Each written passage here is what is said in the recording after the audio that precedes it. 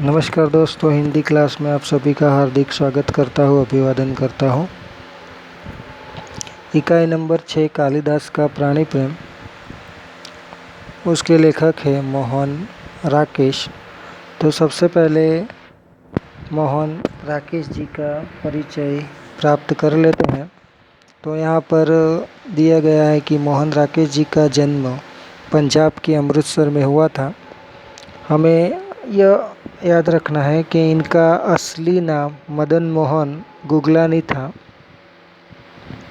परीक्षा के लिए अति IMP यह प्रश्न है कि उनका असली नाम यानी कि मूल नाम मदन मोहन गुगलानी था। उनकी दीदी ने मदन मोहन राकेश नाम रखा। यह भी आपको याद रखना है कि उनकी दीदी ने कौन सा नाम रखा। तो मदन मोहन राकेश बाद में मोहन राकेश नाम से स्थायी हुए, यानी कि हिंदी साहित्य जगत में बाद में वे मोहन राकेश के नाम से ही जाने गए। दोस्तों, मोहन राकेश हिंदी साहित्य के अच्छे नाट्यकार, उपन्यासकार और कहानीकार के रूप में अपना नाम अमर कर गए हैं। तो वे नाट्यकार, उपन्यासकार और कहानीकार के रूप में भी जाने जाते हैं। साथ ही साथ उन्होंने डायरी, संस्मरण, जीवनी, निबंध, पत्रकारिता तथा अनुवाद के क्षेत्र में भी ठोस योगदान दिया है। यानी कि हिंदी साहित्य जगत में काफ़ी उन्होंने साहित्यिक सर्जन किया है। नाटक में आषाढ़ का एक दिन बहुत विख्यात और चर्चित नाटक रहा है। तो परीक्षा के लिए अति IMP और महत्वपूर्ण यह पंक्ति है कि उनका सबसे चर्चित नाटक है आषाढ़ का एक दिन। दोस्तों, उन्होंने कौन कौन से नाटक लिखे हैं? तो आधे अधूरे, लहरों के राजहंस, आषाढ़ का एक दिन। तो यह उनके नाटक है। साथ ही साथ उन्होंने एकांकी भी लिखी है।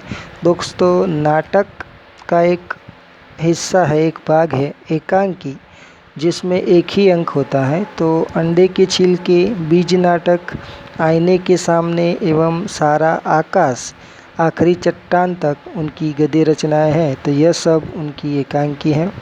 अब दोस्तों, यहाँ पर जो कालिदास का प्राणी प्रेम शीर्षक से यह नाट्यांश लिया गया है, वह कहाँ से लिया गया है देखते हैं। यहाँ पर आषाढ़ का एक दिन में केवल एक ही अंश ही कालिदास का प्राणी प्रेम शीर्षक से प्रस्तुत किया गया है। तो सबसे अति महत्वपूर्ण और वेरी मोस्ट IMP प्रश्न ये रहेगा कि मोहन राकेश जी का कौन सा नाटक है उसमें से कालिदास का प्राणी प्रेम नाट्यांश लिया गया है। तो आषाढ़ का एक दिन, यह नाटक आपको याद रखना है। अब नाटक के दो प्रमुख पात्र है, मल्लिका और कालिदास। दोस्तों, कालिदास के बारे में हम सब लोग जानते हैं कि संस्कृत भाषा के महान कवि के रूप में कालिदास जाने जाते हैं। कालिदास बाण से घायल हरिण शावक को बचा लेते हैं। तो एक हिरण का जो बच्चा है, हरिण शावक, वह दंतुल जो राज्य का कर्मचारी है, राज्य का सिपाही है, उसके बाण से घायल होता है और कालिदास उस हरिण शावक को बचा लेते हैं। नाट्यकार ने यह नाट्यांश के माध्यम से कहना चाहा है कि अगर हम प्राण दे नहीं सकते तो किसी का प्राण लेने का अधिकार भी हमें नहीं है। तो यहाँ पर हमें ये सीख देते हैं कि अगर हम किसी के प्राण दे नहीं सकते, किसी के प्राण बचा नहीं सकते, तो किसी का प्राण लेना, किसी की जान लेना, यह अधिकार हमारे बस में नहीं है। यह अधिकार हमें दिया नहीं है। आगे भी एक कहावत उन्होंने यहाँ पर स्पष्ट की है कि मारने वाले से बचाने वाला महान है। वस्तुतः दंतुल ने शिशु हरिण शावक को घायल कर दिया है। तो वास्तविक बात यह रही है कि हिरण का जो बच्चा है वह दंतुल के बाणों से घायल हुआ है।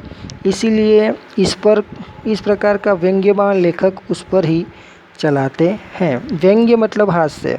तो हास्य कटाक्ष के संदर्भ में उसी प्रकार के जो व्यंग्यवाणी वचन हैं वो लेखक दंतुल के ऊपर ही चलाते हैं, वह हम नाट्यांश के माध्यम से उसकी समझ प्राप्त करेंगे। अतः यहाँ पर जीव दया की बात बताकर कालिदास का प्राणी प्रेम प्रकट किया गया है। तो यह नाट्यांश से हमें यही सीख लेनी है कि हमें अन्य प्राणियों पक्षियों के प्रति जीव दया रखनी चाहिए। पशु और पक्षी हमारे मित्र है, अतः उनका हनन नहीं होना चाहिए। हनन यानी कि हत्या। तो पशु और पक्षी हमारे मित्र होते हैं, उनकी हत्या हमें नहीं करनी चाहिए। साथ ही साथ बता रहे हैं कि पर्यावरण की रक्षा के लिए पशु पक्षियों का अनन्य महत्व है। तो आज जो पर्यावरणीय समतुला है उसका संतुलन बनाए रखने के लिए पशु पक्षियों का महत्व अद्वितीय रहा है। मानव जीवन विकास में प्राणियों का बड़ा योगदान रहा है। आदि अनादिकाल से मानव जीवन को सफल बनाने में प्राणियों का और पक्षियों का अति आयम्पी उपयोग रहा है। प्राणी मानव के साथी है, इसलिए हमें उनका रक्षण करना चाहिए। तो हमें भी उनका रक्षण उनका संवर्धन करना चाहिए। तो दोस्तों, यह है कालिदास का प्राणी प्रेम नाट्यांश की मूल जानकारी और मोहन राकेश जी का परिचय।